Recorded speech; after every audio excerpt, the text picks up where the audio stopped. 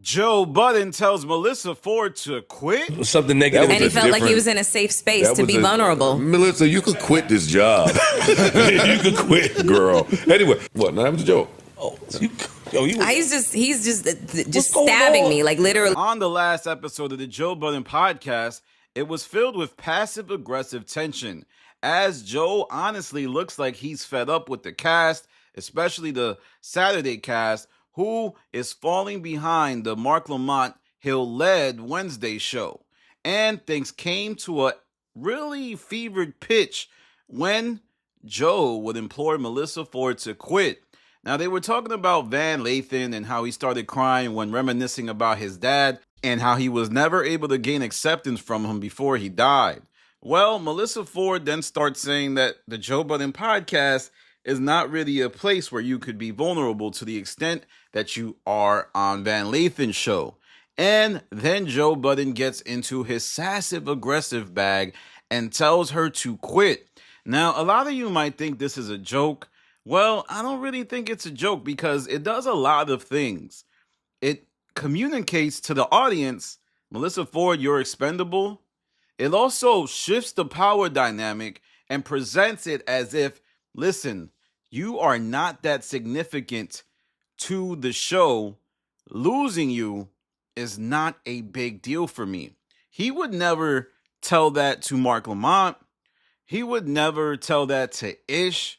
He would never tell that to Parks. Hell, he wouldn't tell that to Flip. He wouldn't even tell that to Ice because he deems them as more valuable and someone that he needs for the show to exist. And I think that's largely because I feel as if Joe perceives Melyssa Ford to be a diva. But this isn't the only time that Joe Budden got on Melyssa Ford. There was also a sleeper segment back and forth that gave insight into how much Joe was trying to poke and prod at the video vixen. Who played that? Mel Ford. I said new old. Holy. What? Nothing, man. Forget it. So there you can see Joe is trying to get under her skin. That looked a little bit more playful because you're not talking about somebody quitting their job. But Melyssa Ford, she looked frustrated. She looked like, damn, I can't do nothing right on this show. Anything I do, even play a sleeper that wasn't a bad sleeper. It was actually fire. I think Ice and Flip, they used to play the most trash sleepers. But she was like, man, I played a good sleeper. What's your problem? Does it matter where I get it from?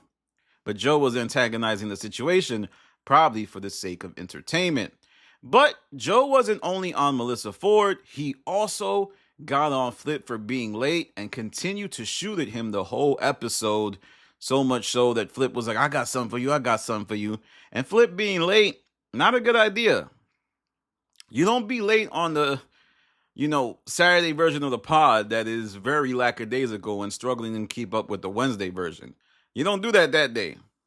Maybe you do it on the Mark Lamont Hill day because the pod don't really need you like that because Mark Lamont Hill is there.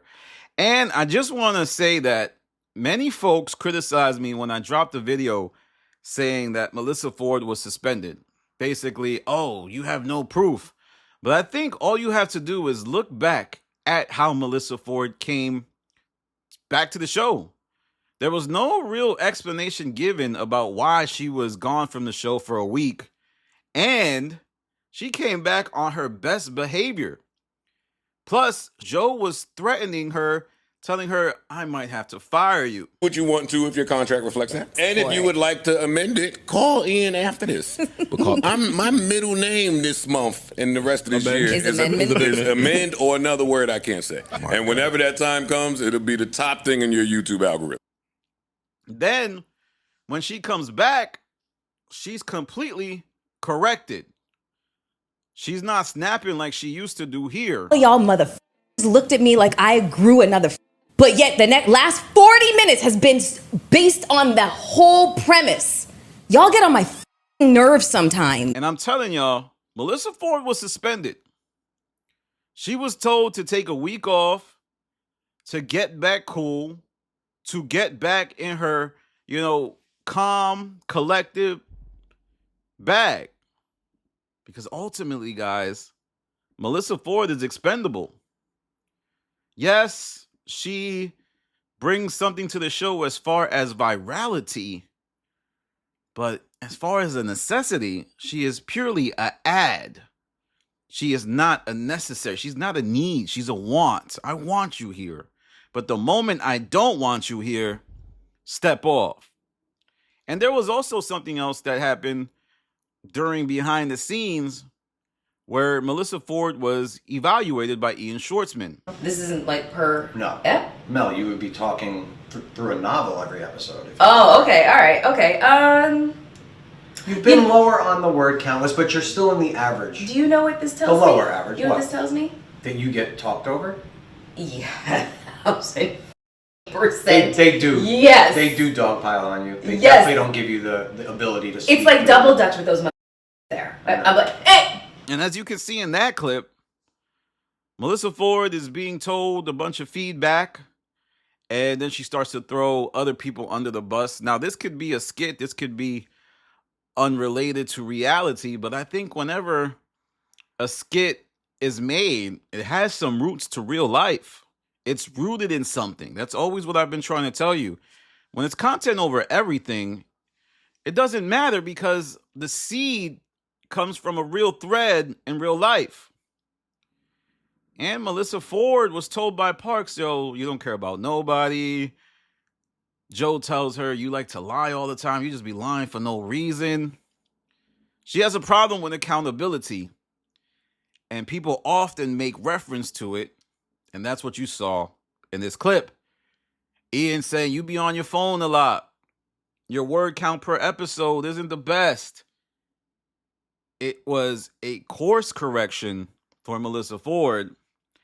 And she wasn't able to take accountability. Now, I don't think Melyssa Ford enjoys being on the Joe Budden podcast that much. I think she enjoys the check. And I believe that she prays to God every day that Hot and Bothered gets popping.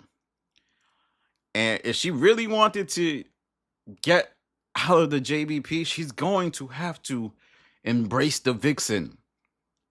I always find it funny when people who were taken advantage of early in their career don't circle back and monetize off of what made other people a lot of money when they were in, I guess, quote unquote, their prime.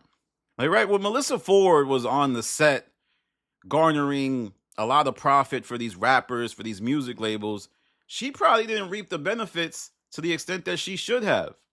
So now later in her career, because of the shame or guilt she feels about being over-sexualized, she's not embracing that in her podcast, instead trying to go the woman's health route. And as a result, isn't garnering the attention that someone of her stature should. She needs to monetize her vixenness. And if you go to the most viewed videos of her channel, it's going to represent what people care about, your love life. Oh, you're dynamic with Jadakiss, knock yourself out. Oh, you interviewing video vixens. It's time for her to lean into that if she wants to get out the arms of Joe Budden. All right, y'all, that's my video for now. Follow me on Instagram, The Stop TV. Follow me on Twitter, The Stop TV. Follow me on Patreon, The Stop. I am going to do another podcast soon. I don't know when, but I don't know. It just seems like it's worth it, man. People love podcasts. I know a lot of people, podcasts are dying. Podcasts are dying. And those are people who are trying to, make themselves seem like some type of wise sage. There's still an audience for people to listen to podcasts, especially from people they care about, people they want to hear from. So don't let anyone tell you that. Remember, the advice coming from others usually has no consideration for what you bring to the table. If I had listened to people a few years back telling me not to start a YouTube, I wouldn't be here right now. So don't listen. Do your thing. Do what you care about, and disregard all those who are trying to drop knowledge but can't master stuff themselves. All right, y'all. This is Danny from The Stop. Peace.